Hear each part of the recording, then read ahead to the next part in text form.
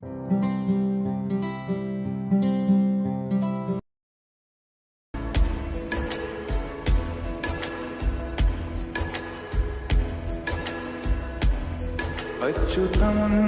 केशवं कृष्ण दामोदरम् अच्युतं केशवं कृष्ण दामोदरम् अच्युतं केशवं कृष्ण दामोदरम् अच्युतं केशवं कृष्ण दामोदरम् रामनारायणं जानकी वल्लभम्